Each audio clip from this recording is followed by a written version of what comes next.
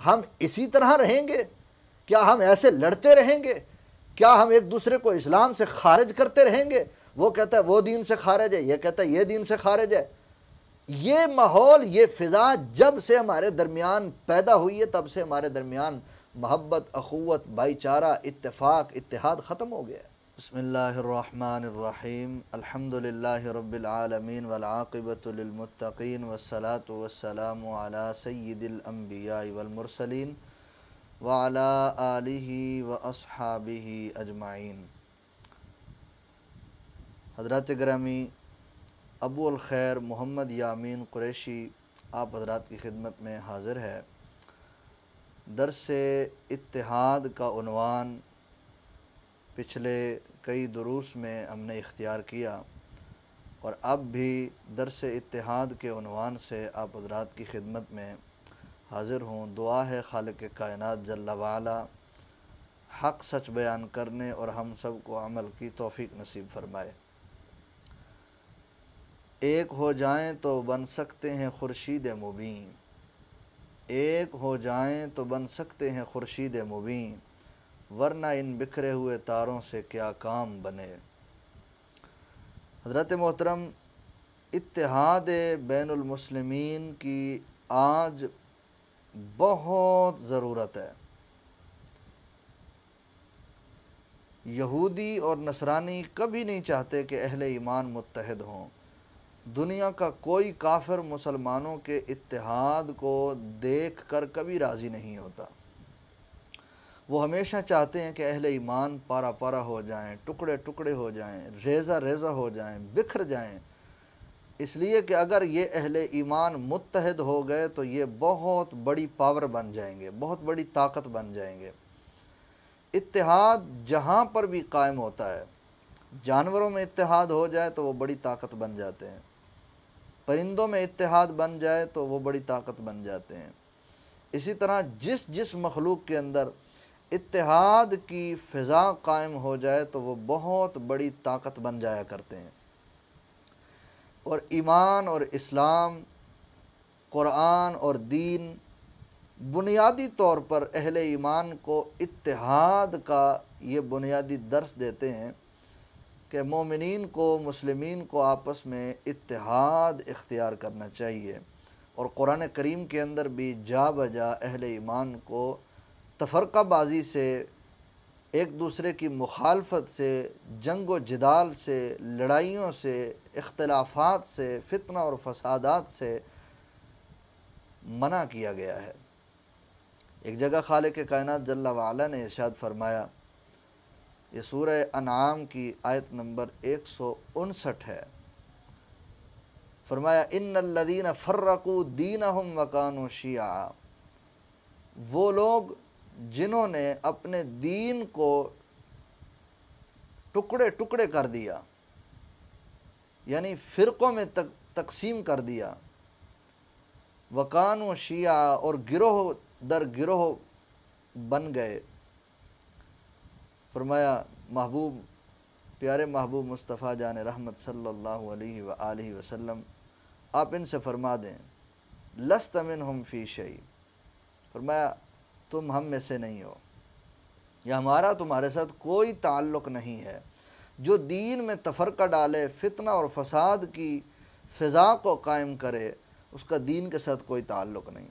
ایک جگہ فرمایا وَأَطِيعُوا اللَّهَ وَرَسُولَهُ وَلَا تَنَازَعُوا فَتَفْشَلُوا وَتَذْهَبَ رِيحُكُمْ وَاصْبِرُوا إِنَّ اللَّهَ مَعَ الصَّابِرِينَ۔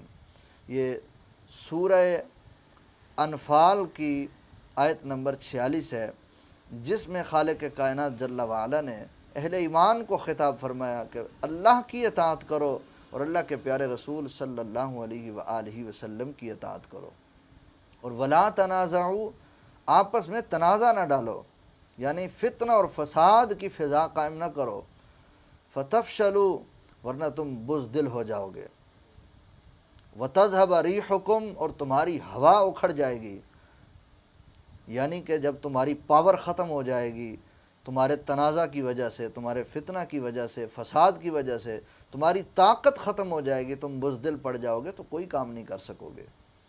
نہ جہاد تم سے ہوگا، نہ تبلیغ تم سے ہوگی، نہ دین اسلام کے پرچم کو تم بلند کر سکو گے۔ اس لیے فرمایا وَاصْبِرُوا، اگر کوئی معاملہ بن پڑے تو صبر کرو، ان اللہ مع الصابرین، اللہ کریم صبر کرنے والوں کے ساتھ ہے۔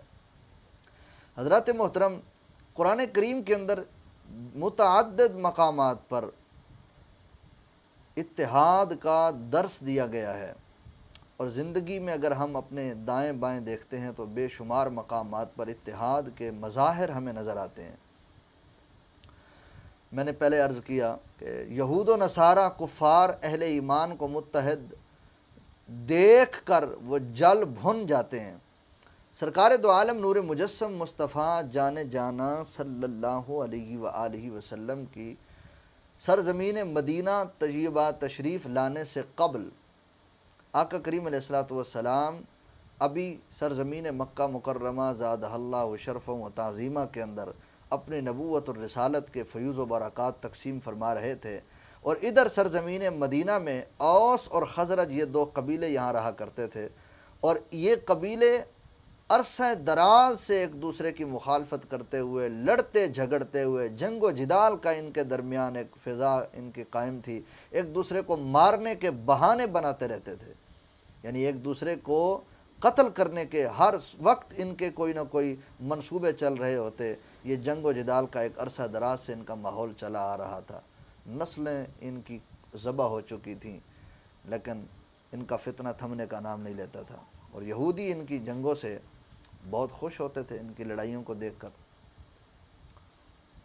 حضرات محترم، سرکار دو عالم نور مجسم مصطفیٰ جانے جانا صلی اللہ علیہ وآلہ وسلم آپ مکۃ المکرمہ سے ہجرت فرما کر سرزمین مدینہ منورہ زادہ اللہ شرف و تعظیمہ میں تشریف لائے۔ حضور علیہ الصلوۃ والسلام کی آمد کی برکت ایسی ظاہر ہوئی کہ سرزمین مدینہ میں رہنے والے یہ دونوں قبیلے اوس اور خزرج آپس میں اتحاد کر کے سب سے پہلے ایمان کے نور سے مشرف ہوئے، اور مصطفیٰ جانے جانا صلی اللہ علیہ وآلہ وسلم کے دست برحق پر بیعت کرتے ہوئے، اسلام میں داخل ہوتے ہوئے آپس میں بھائی بھائی بن گئے۔ جو عرصہ دراز سے ایک دوسرے کے خلاف لڑتے چلے آ رہے تھے، وہ آج ایک دوسرے کے بھائی بھائی بن گئے۔ یہ کس تعلیم نے ان کو بھائی بھائی بنایا؟ یہ اسلام نے بنایا، دین نے بنایا، تعلیمات قرآنیہ نے بنایا، اور تعلیمات مصطفی صلی اللہ علیہ وآلہ وسلم نے ان کو متحد کر دیا۔ گویا ان کے اعمال سے انما المؤمنون اخوہ کی تصویر نظر آ رہی تھی، اور رحماء بینہم کا عملی نمونہ ان کے اعمال سے ظاہر ہو رہا تھا۔ ان کا اتحاد کرنا، اوس اور خزرج کا متحد ہو جانا، یہودیوں کو ہرگز برداشت نہیں ہوا، اور بڑے پریشان تھے کہ کسی طریقہ سے ان کے اتحاد کو پامال کیا جائے، ان کے اتحاد کو پارا پارا کر دیا جائے، ان کو ٹکڑے ٹکڑے کر دیا جائے۔ اور ان کو سب سے بڑی تکلیف یہ تھی کہ ایک تو یہ ستم بر ستم ہوا کہ یہ مسلمان ہو گئے، اور پھر اس کے اوپر یہ ایک دوسرے کے ساتھ متحد کیسے ہو گئے۔ اتحاد کو پارا پارا کرنے کے ہر وقت وہ منصوبہ بناتے رہتے تھے۔ ایک دن مدینہ المنورہ کی سرزمین پر اتحاد کا یہ شاندار منظر، اوس اور خزرج دونوں قبیلے کے کچھ افراد آپس میں بیٹھ کے خوش گپیاں کر رہے تھے، اور بہترین خوشگوار ماحول تھا، یعنی ان کے اعمال سے، ان کی خوش گپیوں سے محسوس ہو رہا تھا کہ ایمان کے نور سے جس طرح یہ متحد ہو گئے ہیں، اب یہ کبھی ایک دوسرے کے خلاف نہیں ہوں گے، ہمیشہ اتحاد کی فضا قائم رہے گی۔ وہاں سے ایک یہودی شاس ابن قیس کا گزر ہوا، جب وہ وہاں سے گزرا تو اس نے یہ منظر دیکھا تو وہ جل بھن گیا، وہ اندر سے سڑ گیا کہ یہ کیا ہو گیا، یہ ان کا اتحاد کیسے ہو گیا ہے، کیوں نہ ان کے اتحاد کو پارا پارا کیا جائے۔ وہاں اس نے ایک یہودی کو بٹھایا اپنا سامان رکھنے کے بعد۔ پرانی جنگوں میں سے ایک جنگ تھی جس کا نام تھا جنگ بعاث۔ اس جنگ کے اندر اوس نے خزرج کو جناب ایک شکست دی تھی، جس میں خزرج ہار گئے تھے اور اوس کو کامیابی نصیب ہوئی تھی۔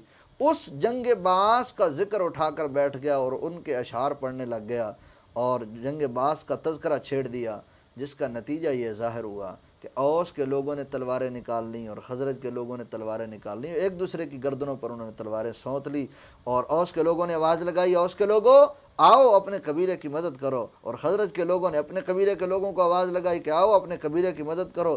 اتنے میں تلواریں نکلیں اور دونوں قبیلے ایک دوسرے کے سامنے صف آرا ہو گئے، اور جب ان کی لڑائی کا ماحول بن چکا تھا، مصطفیٰ جان رحمت شمع بزم ہدایت صلی اللہ علیہ وآلہ وسلم کے دربار اقدس کے اندر اطلاع دی گئی کہ یا رسول اللہ صلی اللہ علیہ وآلہ وسلم، اوس اور خزرج جنہیں آپ نے ایمان کے نور سے منور کیا، جو دولت اسلام سے مشرف ہو چکے ہیں، یا رسول اللہ صلی اللہ علیہ وآلہ وسلم، وہ آپس میں ایک دوسرے کے لیے دست و گریبان ہیں، ایک دوسرے پر انہوں نے تلواریں سونت لی ہیں۔ مصطفیٰ جان جانا صلی اللہ علیہ وآلہ وسلم کو جب یہ اطلاع ملی، آقا کریم علیہ السلام نے اپنے تمام تر کاموں کو ایک طرف رکھتے ہوئے اپنے صحابہ کرام کی جماعت کو ساتھ لیا اور موقع پر حضور تشریف لے آئے۔ آقا کریم علیہ السلام کی تشریف آوری ہوئی، آپ نے دونوں قبیلے کے لوگوں کو، اوس کو بھی اور خزرج کو بھی کھڑا کر کے فرمایا، تم لوگوں کو کیا ہو گیا ہے؟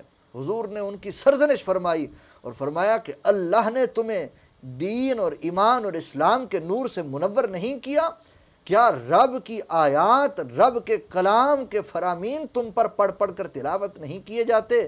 کیا اللہ کا رسول تمہارے درمیان موجود نہیں ہے؟ یہ تمہیں کیا ہو گیا ہے؟ تم ایک مرتبہ پھر ایمان لانے کے بعد کفر کی طرف لوٹنا چاہتے ہو؟ اس موقع پر جب مصطفیٰ جان رحمت صلی اللہ علیہ وآلہ وسلم نے یہ ولولہ انگیز خطاب فرمایا تو اوس اور خزرج کے لوگوں نے اپنی تلواروں کو گرا دیا، ہتھیار گرا دیے، اور آپس میں ایک دوسرے کو گلے سے لگا کر بھائی چارہ قائم کر لیا اور ایک دوسرے کے بھائی بھائی بن گئے۔ اور مصطفیٰ جان رحمت صلی اللہ علیہ وآلہ وسلم کی ذات والا صفات پر اس موقع پر سورہ آل عمران کی آیت نمبر 100 اور آیت نمبر 101 کا نزول ہوا، جس میں خالق کائنات جل وعلا نے ارشاد فرمایا، یا ایھا الذین آمنوا ان تطیعوا فریقا من الذین اوتوا الکتاب یردوکم بعد ایمانکم کافرین۔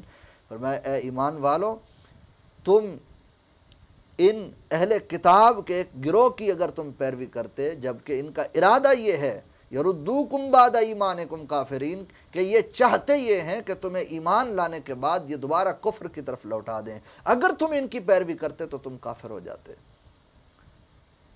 وَكَيْفَ تَكْفُرُونَ، اگلی آیت نمبر 101، فرمایا وَكَيْفَ تَكْفُرُونَ، تم کیسے کفر کر سکتے ہو، وَأَنْتُمْ تُتْلَى عَلَيْكُمْ آیات اللہ، حالانکہ تم پر اللہ کی آیات کو تلاوت کیا جاتا ہے، اور وَفِيكُمْ رَسُولُهُ، اور تمہارے درمیان میرے محبوب مصطفیٰ جان رحمت شمع بزم ہدایت صلی اللہ علیہ وآلہ وسلم جلوہ گر ہیں، اس کے باوجود تمہارا یہ حال ہے۔ جب ان آیات بینات کی اوس اور خزرج کے اوپر تلاوت کی گئی، اوس اور خزرج کے لوگ ایک دوسرے کے بھائی بھائی بن گئے، لیکن شاس ابن قیس، وہ یہودی جو بوڑھا شخص تھا جس نے ان کے درمیان فتنہ ڈالا تھا، اس کے ہاتھ کیا آیا؟ کچھ نہیں، وہ اپنے ہاتھ مسلتے ہوئے وہاں سے چلا گیا۔ حضرات گرامی، آج جس دور سے میں اور آپ گزر رہے ہیں، ہمیں اپنے درمیان میں چھپے ہوئے شاس ابن قیس کو تلاش کرنا ہے، جو ہمیں متحد نہیں ہونے دیتا، جو ہمیں اتفاق نہیں کرنے دیتا۔ ہمارے علماء کی سطح پہ دیکھیں، ایک دوسرے کے درمیان جنگ و جدال کا ماحول قائم ہے، ایک دوسرے کے خلاف لڑائیاں چل رہی ہیں۔ اگر سیاسی محاذ پہ دیکھیں، سیاسی معاملے میں دیکھیں، ایک دوسرے کے خلاف لڑائیاں چل رہی ہیں، مذہبی معاملے میں ایک دوسرے کے خلاف لڑائیاں ہیں، سماجی معاملے میں ایک دوسرے کے خلاف لڑائیاں ہیں۔ جس معاشرے کے جس ماحول کو اٹھا کے دیکھیں، ایک دوسرے کے خلاف ہم لڑ لڑ کر آپس میں ایک دوسرے کو مار رہے ہیں، اور ہمارے درمیان میں بیٹھا ہوا وہ شاس ابن قیس اور اس کی شیطانی اولاد، شاس ابن قیس کی شیطانی اولاد آج بھی ہمارے درمیان موجود ہے، جو شاس ابن قیس کا کردار ادا کر کے اہل ایمان کو آپس میں جناب دست و گریباں کر رہی ہے، اور ان کی اولاد شاس بن قیس کی مسلمانوں کو لڑا رہی ہے۔ آج ہم نے اپنے درمیان سے شاس ابن قیس کو تلاش کر کے اسے شکست فاش دینی ہے، اور آپس میں انما المؤمنون اخوہ کی ایک جاندار تصویر قائم کرنی ہے، اور بہترین معاشرہ تشکیل دینا ہے۔ اور یہ تب ہی ممکن ہو سکتا ہے جب ہمارے دلوں کے اندر رحماء بینہم کا جذبہ پیدا ہو جائے، جب ہم ایک دوسرے کے لیے باہم محبت کرنے والے بن جائیں، پیار کرنے والے بن جائیں، قدورتوں نفرتوں کو طلاق مغلظہ دے دیں، قدورتوں نفرتوں اور عداوتوں کو چھوڑ دیں، محبتوں کی فضا قائم کریں۔ اختلافات جہاں ڈالیں گے، جہاں لڑائیاں ڈالیں گے، جنگ و جدال کریں گے، وہاں کبھی امن و آشتی نہیں آ سکتی۔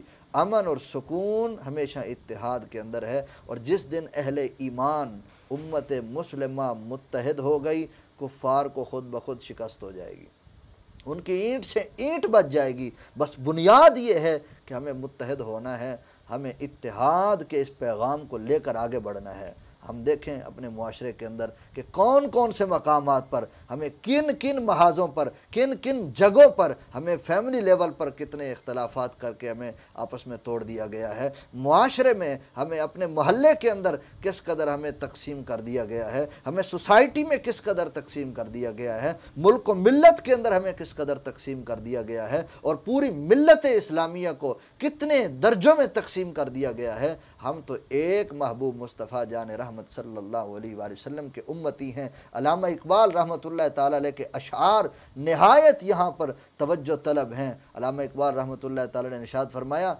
منفعت ایک ہے اس قوم کی، نقصان بھی ایک۔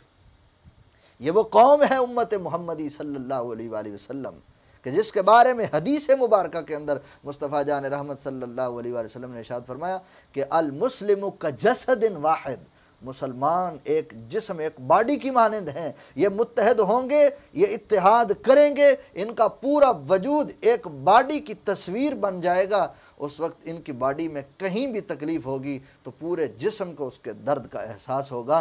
مطلب یہ ہے، سمجھانا یہ مقصود تھا کہ اگر کشمیر میں کہیں کسی ماں بہن کی عزت پر حملہ ہوتا ہے تو گویا پوری دنیا کے مسلمانوں کی ماں بہن کی عزت پر حملہ ہو رہا ہے، اور پوری دنیا کے مسلمانوں کو اس عزت کا درد ہونا چاہیے اور ان کو اس تکلیف کا احساس ہونا چاہیے۔